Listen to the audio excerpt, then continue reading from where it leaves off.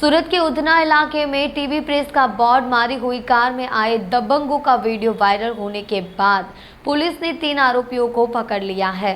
सूरत में असामाजिक तत्वों द्वारा कार पर टीवी प्रेस बोर्ड लगाकर गुंडागर्दी करने का वीडियो वायरल हुआ है। इस मामले में उधना पुलिस ने जांच की है और 3 आरोपियों को योगेंद्र यादव, प्रदीप यादव, चंदन यादव को गिरफ्तार कर लिया है, जबकि अन्य 3 आरोपियों की गिरफ्तारी के प्रयास किए जा रहे हैं।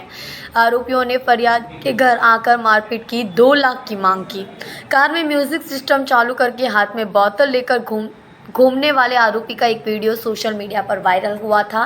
वायरल वीडियो के बाद उधना पुलिस ने शिकायतकर्ता से संपर्क कर शिकायत ली और 3 को गिरफ्तार कर आगे की जांच शुरू कर दी है। ઉધના પોલીસ સ્ટેશન વિસ્તારમાં પ્રભુનગર કરીને જે એરિયા છે ત્યાં એક વ્યક્તિ રહે છે પપ્પુ બાટે કરીને.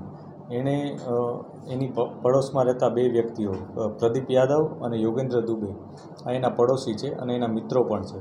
આમાંથી પ્રદીપ યાદવ વ્યક્તિ અગાઉ લિંબાયતના ગુનામાં લાજપોર જેલમાં જ્યુડિશિયલ કસ્ટડીમાં હતો. એ દરમિયાન ત્યારબાદ એ જ્યુડિશિયલ કસ્ટડીમાં છૂટી અને થોડાક સમયથી પોતાના ઘરે આવેલ હતો.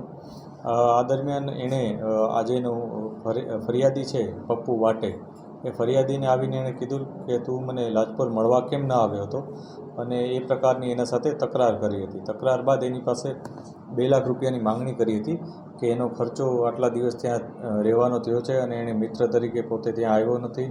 આ પ્રકારની વાતો કરી અને એણે એની સાથે ઝઘડો કર્યો હતો અને એને કીધું હતું કે હું 1-8 કલાકમાં પાછો આવું છું. આમ કરી અને તે ત્યાંથી જતો રહ્યો હતો. આ બનાવ ગઈકાલનો સાંજના 5-1 વાગ્યાનો છે.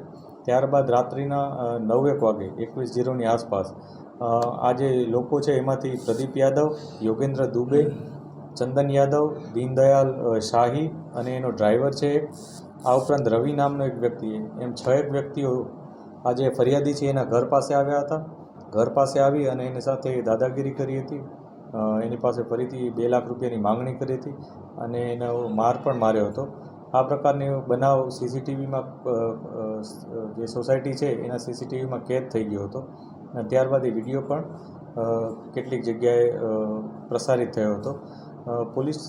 ઉધના પોલીસે જે ફરિયાદી છે એનો સંપર્ક કરી અને એને પોલીસ સ્ટેશન જ્યારે ફરિયાદી આવ્યા ત્યારે તેની વિગતવારની ફરિયાદ લીધી છે અને આ બનાવમાં જે 3 આરોપીઓ છે પ્રદીપ યાદવ, ચંદન યાદવ અને યોગેન્દ્ર દુબે, આ 3 વ્યક્તિઓની ધરપકડ પોલીસે કરી દીધેલ છે. બાકીના જે 3 વ્યક્તિઓ છે એની ધરપકડના પ્રયાસ અત્યારે ચાલુ છે.